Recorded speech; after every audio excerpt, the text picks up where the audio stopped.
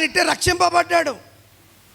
ఏదో గొడవ వచ్చిందని ఏయ్ ఏయ్ అంటున్నాడు. నేను ఎవడికి జబ్బేమో అనుకున్నాను, పక్కనే ఉన్నాను నేను. ఏమానంద్ గారు ఇడికి ఏమైనా కొద్దిగా ఏమైనా నరాల వీక్నెస్ ఉందేమో అనుకున్నా. తీరా అంత అయిపోయాక ఏంట్రా బాబు అంటాం అంటాం అంటే బయటకు వచ్చేస్తున్నాయంట. ఏంటి బూతులు, మీరు పక్కన ఉన్నారని ఏంటి మింగేస్తున్నాడంట. ఓరి నాయన, నిజంగా జనాల కాడ చాలా నేర్చుకోవాలా. ఏంటి ఏంటి నేనున్నానని రేపు పొద్దున్న నన్ను దేవుడు పిలుచుకున్నాడు అనుకో, నేను కూడా గోడకెక్కాల. గోడకెక్కాలంటే నా ఫోటో గోడకి పెట్టాలా? ఇప్పుడు నాకు భయపడతావా దేవునికి భయపడతావా? చూసారు, ఒక్కడన్నా మాట్లాడుతున్నా దేవునికి భయపడాలని. అసలు దేవుడు అని ఉంటే కదా మీకు భయం ఉండేది. అంత దొంగ భక్తి మనం చేసేది. పాస్టర్ ఉంటే ఒక భక్తి చెప్పండి. ఎప్పో సార్ చూసానా సిగ్గుపడి, ఎవరిని చూసి ఎవరు సార్ చూశాడని సిగ్గుపడుతున్నా, దేవుడు చూస్తాడని భయం ఉందా నీకు?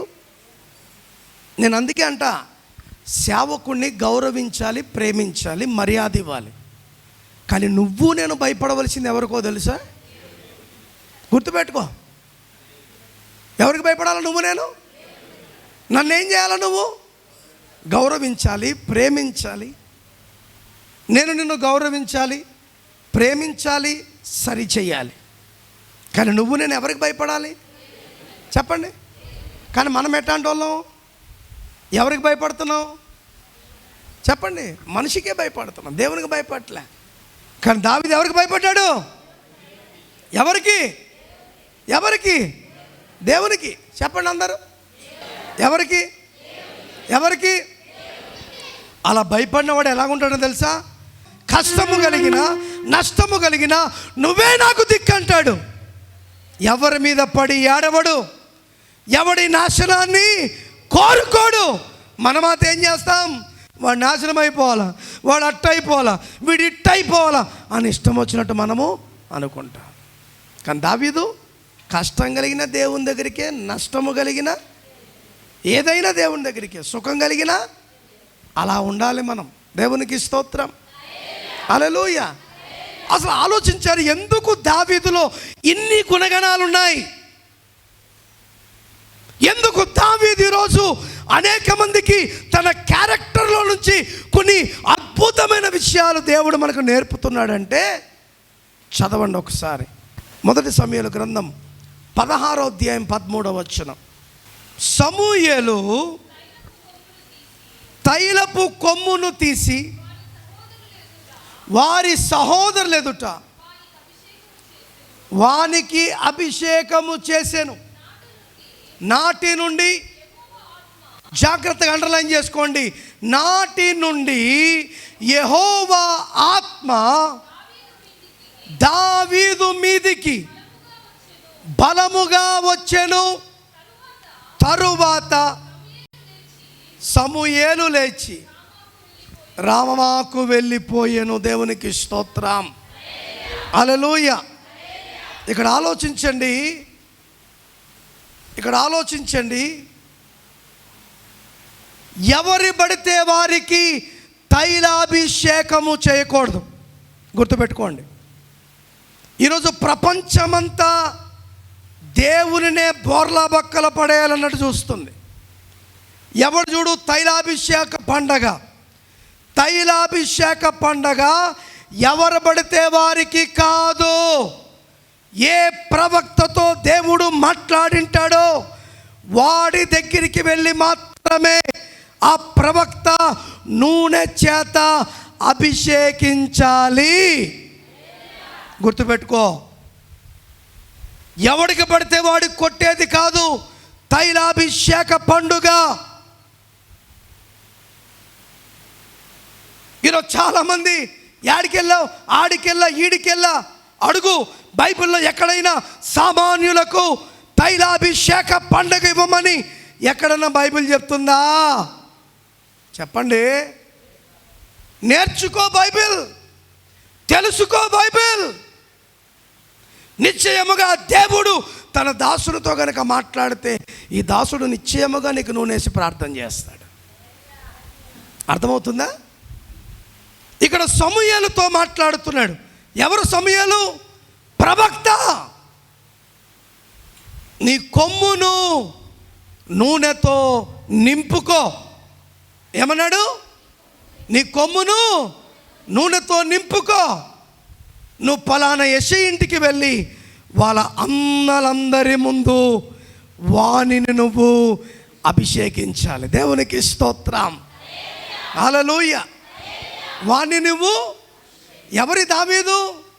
ఎందుకు పనికి రానివాడు, జ్ఞానము లేనివాడు, బలము లేనివాడు, తెలివి లేనివాడు, దేనికి అర్హత లేనివాడు.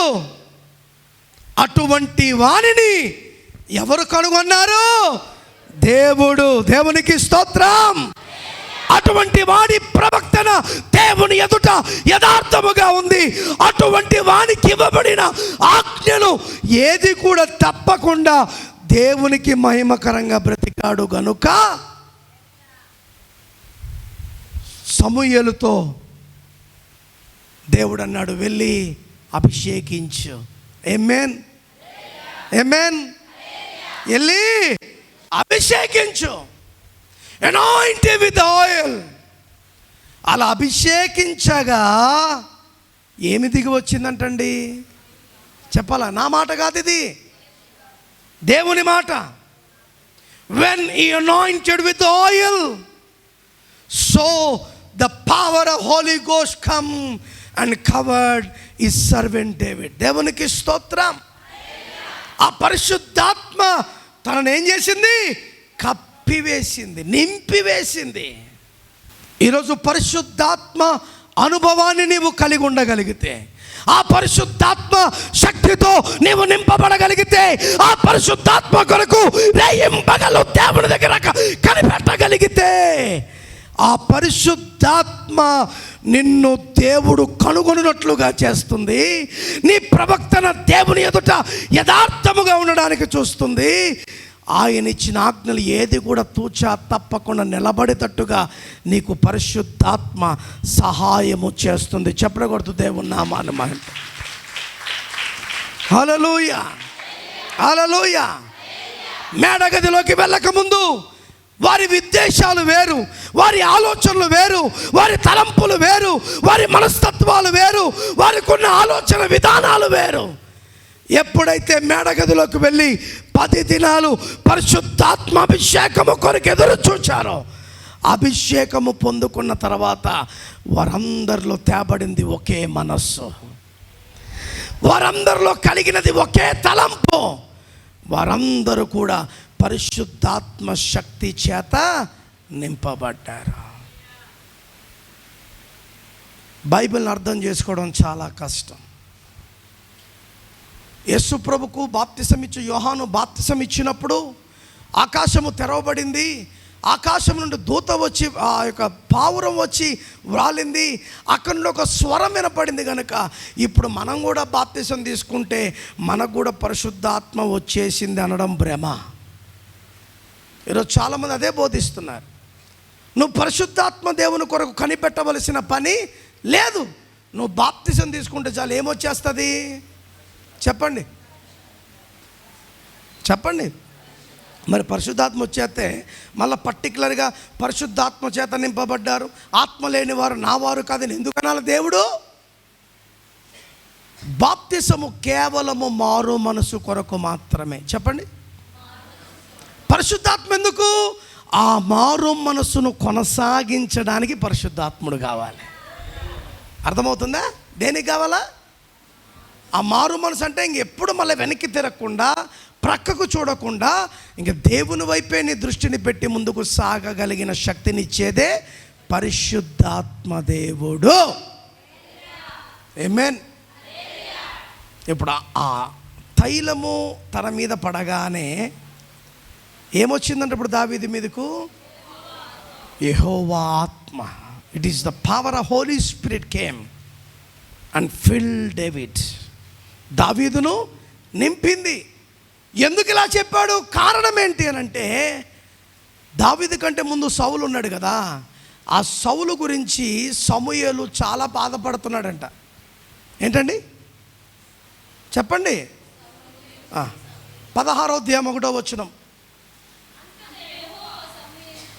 జాగ్రత్తగా వినండి. అంతటా యెహోవా సమూయేలుతో ఇలాగు సెలవిచ్చెను,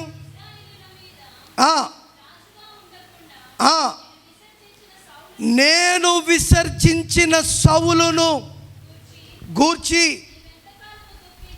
నీవు ఎంతకాలము దుఃఖింతువు. హలో, ఇక్కడ 2 విషయాలు మనకు జ్ఞాపకం చేసుకోవాలి. చింతపడడం ఈయన తప్పు కాదు, వదిలివేయడము దేవుని తప్పు కాదు. మీకు అర్థమవుతుంది నేను చెప్పేది? చింతించడము సమూయేలు తప్పు కాదు, విసర్జించడము దేవుని తప్పు కాదు. మరి ఎందుకు రాశారు తప్పు కానప్పుడు అంటే, ఎందుకు సమూయేలు సౌలు గురించి బాధపడుతున్నాడు? వాడు ఎక్కడోడో తండ్రి కంచెరగాడిదలు పోతే వెతుక్కోవడానికి వచ్చిన వాడిని తన ప్రజలకు రాజుగా అభిషేకిస్తే అభిషేకాన్ని పోగొట్టుకున్నాడే అని చింతిస్తున్నాడు. ఎవరు? సమూయేలు. చూడండి, సంపాదించుకున్నప్పుడు ఎవడేం మాట్లాడు, పోగొట్టుకున్నప్పుడల్లా ఏం చేస్తారు? మాట్లాడండి. సంపాదించుకుంటే ఏమని అంటారా? పోగొట్టుకున్నారనుకో ఏం సారా, ఇన్ని రోజులు కన్ను మీద నాన్నలే, బాగైంది బాబోతు అంటారా లేదా? అవునా కదా చెప్పండి. ఇప్పుడు ఇక్కడ విచిత్రం, సంపాదించుకునేంత వరకు సమూయేలు సౌలు గురించి ఆలోచించలేదు. ఎప్పుడు బాధపడుతున్నాడు? దిగజారిపోయాక, పోగొట్టుకున్నాక. వేరేగా నువ్వు విట్టనే ఆలోచించుకుంటే కాదు. నా దగ్గరికి వచ్చేవారు యథార్థంగా ఉండాలా, నేను చెప్పిందే చెయ్యాలా. వాడు నా మాట వినలేదు కనుక వాడు నేనేం చేశాను? విసర్జించాను. ఇప్పుడు ఆలోచించి, అదే పరిస్థితిలో దేవుడు ఈరోజు నిన్ను నన్ను చూడగలిగితే మనమందరం ఏ లైన్లో ఉంటామో తెలుసా? గట్టిగా చెప్పండి. మళ్ళీ ఎంత బాగా చెప్తారో, విసర్జించే లైన్లోనే అంట. ఏ లైన్లో ఉంటాం? మరి ఎందుకు భక్తి చేస్తున్నావు? అలా మనము విసర్జించే లైన్లో ఉండకుండా దేవుడు మెచ్చే లైన్లో ఉండడానికి దేవునికి స్తోత్రం. హల్లెలూయా. అదే అంటున్నా, మనం చేసే భక్తి ప్రార్థన విధానం అంతా మనకి ఎప్పటికప్పుడు చెబుతుంది నువ్వు ఎలా ఉన్నావో. అయినా మారుతున్నామా? చెప్పండి. సినిమాలు ఎంతమంది చూస్తారు? పెద్దోళ్ళు అనుకుంటారు మేము సినిమాలు చూడము సార్, సీరియల్. సార్ సీరియల్ చూసే వాళ్ళు ఎంతమంది ఎత్తండి? అదే ఎత్తండి. ప్రతి చోటి జబ్బు ఉంది. ఇప్పుడు ఏమడిగాను నేను? ఎందుకు అడిగాను తెలుసా? మీ గుట్టు బయట పెట్టడానికి కాదు. మీరు చూస్తారో చూడరో నాకు బాగా తెలుసు. ఒక్కోసారి టీవీకి అత్తకపోయినప్పుడు నేను వచ్చింది కూడా మీరు మర్చిపోతారని కూడా నాకు తెలుసు. అవునా? ఎట్లాంటో తెలుసా? సార్ వచ్చాడని టీవీ ఆపరు. చూస్తున్నా సార్, ఇప్పుడే సార్ కత్తి పట్టుకొచ్చింది ఫోర్సనీకి అత్తని, ఇప్పుడే సార్ ఇంకా రోకల బండ పట్టుకొచ్చింది సార్ ఇప్పుడే. ఇట్లాంటి వాళ్ళు లేరా? కొంతమంది సార్ వచ్చారంటే వెంటనే చెప్పండి. ఈ మధ్య ఇంకా మాయ రోగం ఏంటంటే, ఎవరింటికైనా వెళ్ళామనుకో, అయ్యగారు నేను కాఫీ పెట్టే లోపల టీవీ పెట్టమంటారా అని అడుగుతున్నారు. ఏంటి? కాఫీ పెట్టే లోపల ఏంటంట? అలా తయారైపోయారు, భయం లేదు. ఇప్పుడు ఎందుకు అన్నానంటే, కొన్ని సినిమాల్లో వారి సొంత అంతరాత్మ బయటకు వచ్చి మాట్లాడుతుంది. వాళ్ళ బొమ్మే మళ్ళీ వాళ్ళకు వచ్చి చెప్పండి, నువ్వేం చేస్తున్నావో తెలుసా పిచ్చిదానా? ఏది నువ్వేం చేస్తున్నావు తెలుసా పిచ్చిదానా? ఎట్లనే దీని నుంచి బయటపడినావంటే, నా అంతరాత్మ నాతో. అబ్బా, ఈరోజు అదే అంతరాత్మ నీకుంటే అది నీతో మాట్లాడాలి. నువ్వు చేసే భక్తి సరిగ్గా లేదు. నువ్వు దేవుణ్ణి మోసం చేస్తాననుకుంటున్నావు, కానీ నిన్ను నువ్వే మోసము చేసుకుంటున్నావని అంతరాత్మ నీతో మాట్లాడాలి. అలా మాట్లాడినా మనం ఏమంటాం తెలుసా? తట్టుకో, కంగారు పడు, తట్టుకో, ఇంకా ఉందిలే టైం. ఏంది? దేన్ని? అంతరాత్మనే. తట్టుకో. పరిశుద్ధ పరిశుద్ధాత్మ ఉన్నోడికంట గంట మోగుతుందంట లోపల. ఏంటి గంట అంటే నువ్వు తప్పు చేస్తావు, కానీ సౌండ్ తగ్గించేసావు అనుకో గంట వినపడుతుందా? మనం అదే చేస్తున్నాం. ఇప్పుడు మా బెక్కీకి వెళ్ళి ఉంటారు, ఎప్పుడన్నా నేను ఎక్కడికైనా వెళ్ళాడు ఫోన్ చేస్తా, మీ పాస్టర్ మెత్తది వచ్చాక తిడతాను.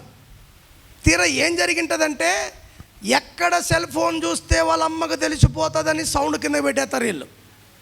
సౌండ్ కిందకి పోయినప్పుడు రింగ్ వస్తుందా? చెప్పండి చెప్పండి. అప్పుడు అంటది ఈ పిల్లలు ఏం చేశారు, ముట్టుకోదు డామ్ డౌన్ చేస్తే మళ్ళీ ఇచ్చి వచ్చేస్తుంది. ఎంత ప్రేమో తల్లికి. ఏం చేస్తారు, సౌండ్ వినపడకూడదని ఈ సాతాను ఇటువంటి ట్రిక్కులు పెడుతుంది మనకి. ఎటువంటిది? ఇటువంటి ట్రిక్కులు పెడుతుంది. సైలెంట్ మూడు, సౌండ్ మూడు, వైబ్రేషన్ మూడు, మూడులు ఉన్నాయి. ఫోన్లు అందరి దగ్గర ఉన్నాయి లేవా? మా దగ్గర లేవన్న వాళ్ళు చేపైకి ఎత్తండి.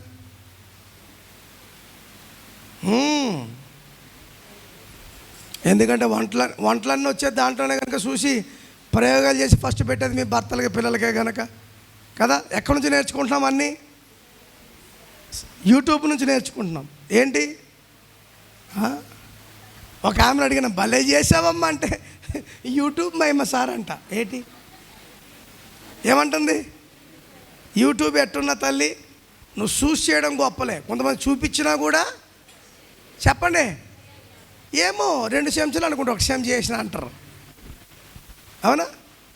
చెప్పండి, దేన్ని చూసి నేర్చుకుంటున్నావు? ఇప్పుడు మనకి యూట్యూబ్ కావాలా లేకపోతే దేవుడు కావాలా? చూసారు ఎంత సౌండ్ తక్కువ వస్తుందో? మళ్ళొకసారి మళ్ళొకసారి మళ్ళొకసారి మళ్ళొకసారి మళ్ళొకసారి. శంఖం పెట్టుకుని దేన్ని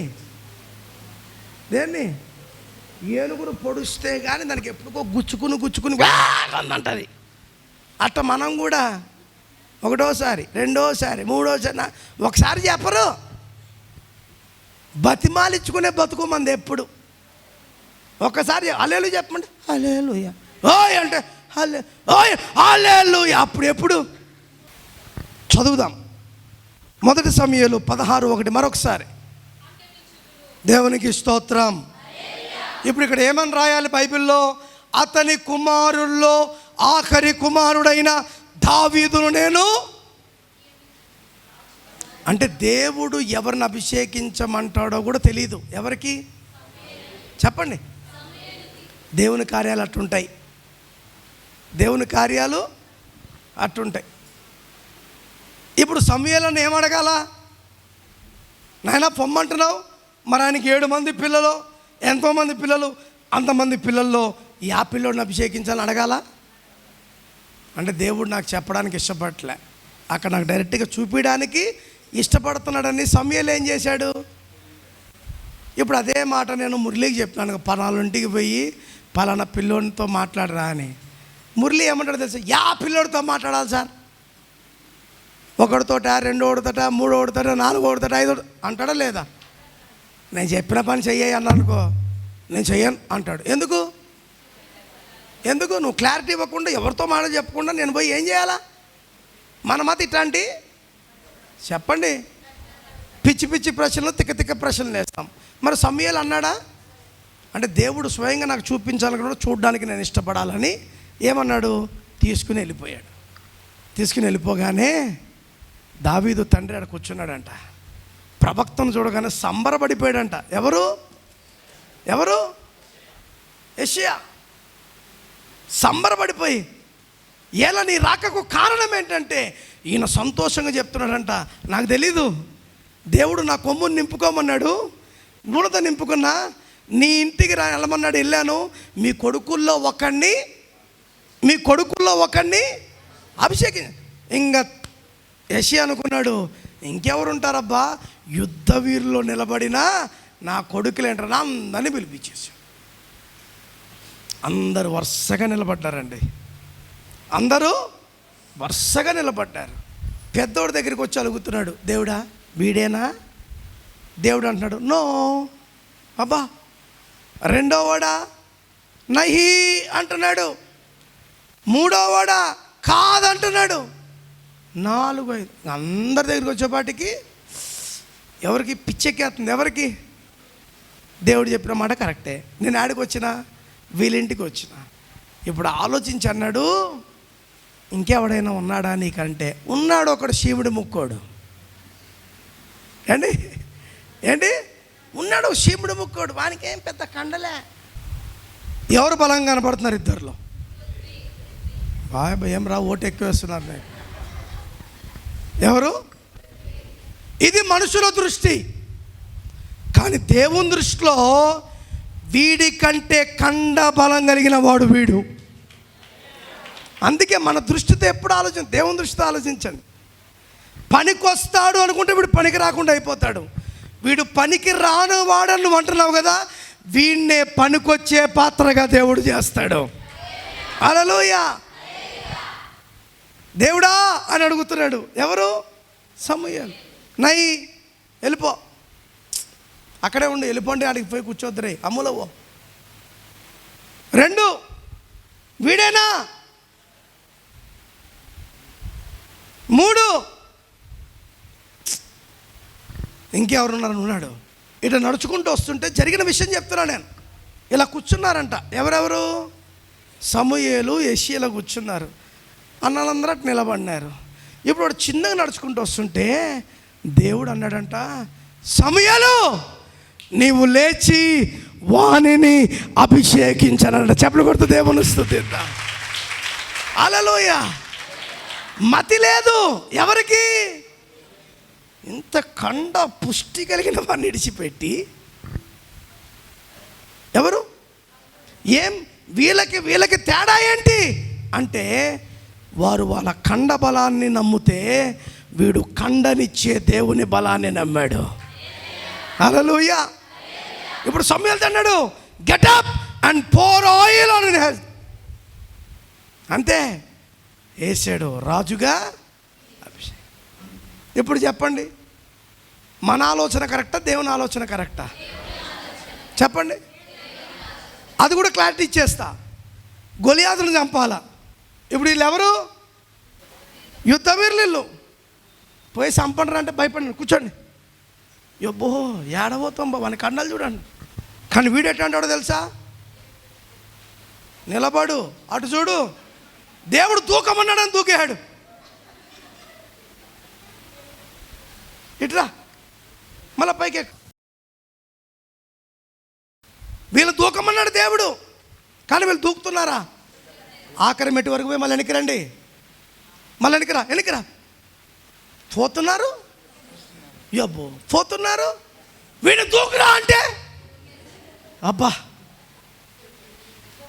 చూడండి, నవ్వుతున్నారు మీరు. అంటే ఇక్కడ అందుకే దావీదు అన్నాడంట, యుద్ధము నాది కాదయ్యా, యుద్ధము యెహోవాదే. దేవునికి స్తోత్రం.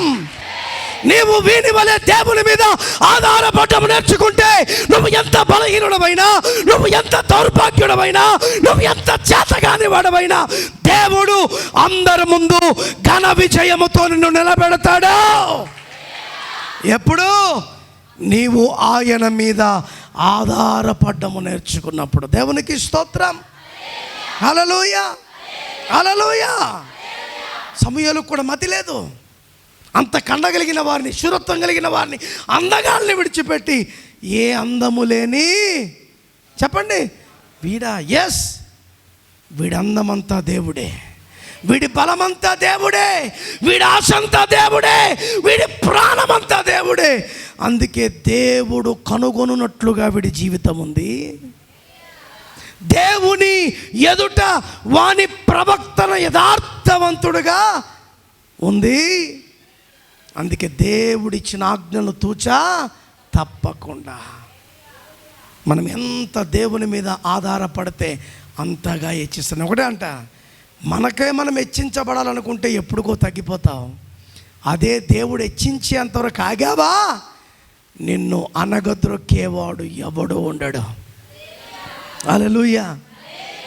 దావీదు జీవితంలో చూస్తే దేవుని మీద ఆధారపడ్డం మొదలుకున్నప్పటి నుండి మరణించినంత వరకు దావీదును దేవుడు విడిచిపెట్టాడు ఎక్కడైనా? ఎక్కడ విడిచిపెట్టలేదు. మరి ఈరోజు దేవుడు నన్ను విడిచిపెట్టాడంటే విడిచిపెట్టాడే అంటాడు దేవుడు. ఎందుకు? మన క్రియలు అలాగున్నాయి, మన ప్రవక్తన అలాగుంది, మన ఆలోచనలు అలాగున్నాయి, మన విధానాలు అలాగున్నాయి. అందుకే పోయిన వారం దేవుడు మాట్లాడాడు, దేవుడు దావీదును కనుగొన్నాడు. మనల్ని దేవుడు కనుగొన్నట్లుగా ఉండాలి. ఈ వారము దేవుడు మాట్లాడుతాడు ఏంటి?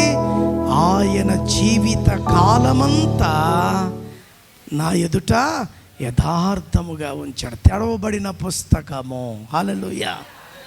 తెరవబడిన పుస్తకం అంటాను కదా. ఎందుకు పనికిరాని వారిని దేవుడు, నా ఇంట్లో నేను ఎందుకు పనికిరాని వాడిని? కూర్చోండి నాన్న. నా ఇంట్లో నేను ఎందుకు పనికిరాను? నాకు జ్ఞానం లేదు, నాకు తెలివి లేదు, నాకు తెలుగు చదవడం రాదు. నేను ఫెయిల్ అయిందే తెలుగు సబ్జెక్ట్లో. నేను చదివే బైబిల్ అంతా ఇంగ్లీషే, నేను రాసుకునే వాక్యాలన్నీ ఇంగ్లీషే. కానీ ఇక్కడ నిలబడేది నేను కాదు, ఎవరో తెలుసా? పరిశుద్ధాత్మ దేవుడు. 2000 సంవత్సరంలో దేవుడు నన్ను పిలిచినప్పుడు ఒకటి అడిగాను, ప్రభా తెలుగు బైబిల్ చదవడం రాదు నాకు, నువ్వేమో పరిచర్య ఎక్కడ చేయమంటున్నావు? ఇలా పల్లెటూరులో చేయమంటున్నావు, నా వల్ల కాదు నాయన అంటే దేవుడు ఒకటి అన్నాడు, నీ ఇంట్లో ఎవడికి లేని ధన్యత నేను నీకు ఇస్తానన్నాడు. ఆ రోజు నుంచి ఈ రోజు వరకు కొన్ని లక్షల ప్రసంగాలు చేయడానికి దేవుడు శక్తినిచ్చాడు. నా జీవితం ఒక సాక్ష్యం. నేను ఎవడి గురించి చెప్పాల్సిన పని లేదు.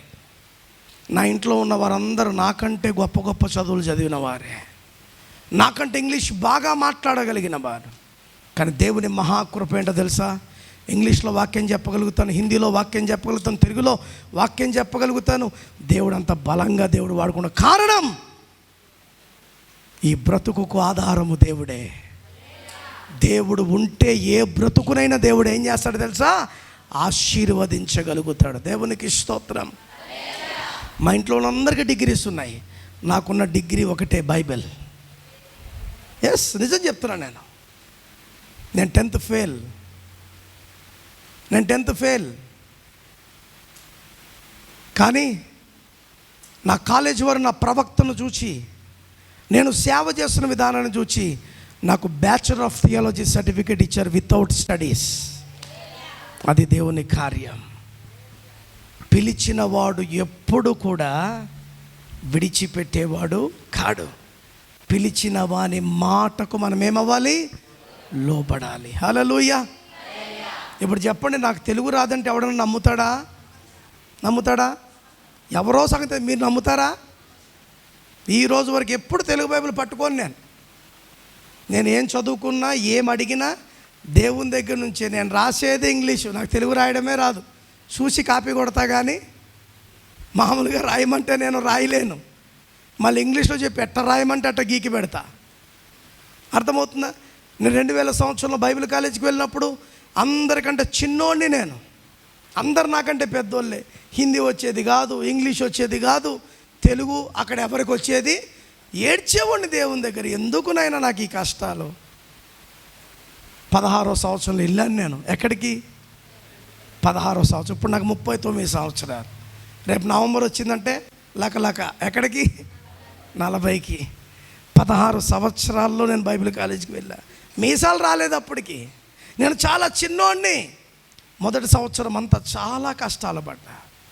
షాంపూ కొనుక్కోవడానికి ₹10 ఉండేది కాదు తెలుసా? బట్టలు ఉతికే సబ్బులతో తల స్నానాలు చేసుకున్న రోజులు అవి. చాలా కష్ట పరిస్థితులు. 2వ సంవత్సరానికి దేవుడు ఆశీర్వదించాడు. 3వ సంవత్సరానికి దెహ్రాదూన్లో ఉన్న పాస్టర్లందరికీ నన్ను పరిచయం చేశాడు దేవుడు. అంత గొప్ప పరిచయం చేసేవాడిని. అయ్యగారులకు కాళ్ళు నొక్కేవాడిని, వాళ్ళ బట్టలు ఉతికేవాడిని, వాళ్ళ ఇల్లులు శుభ్రం చేసేవాడిని, వాళ్ళ 12:30కి పడుకునేవాడిని. మా ప్రిన్సిపల్ ఎంత గొప్పోడంటే, ఆయన పక్కన ఒక చాక్లెట్ కాగితం పడిందనుకో, ఎక్కడో రూమ్లో ఉన్నోని పిలుస్తాడు, మనోహర్జీ అంటాడు. ఎస్ సార్ క్యా హో గయా అంటే, మేరకు కుచ్ దిఖా రే ఇధర్ అంటాడు. ఏమంటాడు? నాకు ఇది ఏదో కనపడుతుందంటే నేను చూసా చాక్లెట్ కవర్ తీయాల. నేను అనుకున్నాను, నేను తీసి పెట్టలేడండి పక్కకి కదా, అవునా? అంటే అంత ఇష్టం. ఇప్పుడు విచిత్రం ఏంటంటే, 3వ సంవత్సరంలో 2 సంఘాలను అక్కడ కట్టడానికి దేవుడు కృపనిచ్చాడు. హల్లెలూయా.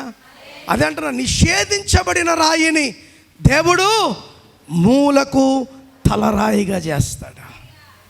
నాకంటే అభిషక్తులు, నాకంటే గొప్ప గొప్ప ఆత్మ వరములు కలిగిన వారి ముందు నిలబడి వాక్యము చెప్పగలిగిన శక్తిని దేవుడు. కారణం ఏంటి? నువ్వెందుకు పనికిరాని నువ్వు అనుకుంటున్నావు? దేవుడు అంటున్నాడు, నిన్ను నేను పనికొచ్చే పాత్రగా చేస్తా. కనుక ఎవరు నిరుత్సాహపడొద్దు.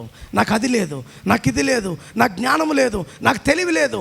నువ్వు దేవుని మీద ఆధారపడితే నీకు ఏ సమయంలో ఏది ఇవ్వాలో దేవునికి బాగా తెలుసు. దేవునికి స్తోత్రం. హల్లెలూయా. ఎవరో సాక్ష్యం కదా, నా సాక్ష్యమే చెప్తున్నాను. పిలిచినవాడు నమ్మదగినవాడు, పిలిచినవాడు యథార్థమైన వాడు. దేవుడు నాకు చెప్పింది ఒకటే, నీ శత్రువునైనా నువ్వు ప్రేమించాలి. నేను అదే చేస్తున్నా. నేను ప్రేమించేవారిని ప్రేమించు, నన్ను ద్వేషించు వారిని. అలా ఉన్నాను కనుకే నానాటికి నా సేవను దేవుడు ఏం చేస్తున్నాడు? అభివృద్ధిలోకి నడిపిస్తున్నాడు. దేవునికి స్తోత్రం. అందుకని నమ్మదగిన వాడు. ఆ నమ్మదగిన వాడికి నువ్వు నమ్మకమైన వాడిగా ఉండగలిగితే ఆ నమ్మకమైన వాడు చేసే కార్యాలేంటో నువ్వు రుచి చూడగలుగుతావు. అట్టి కృప దేవుడు నీకు నాకు ఇచ్చి నడిపించులాగా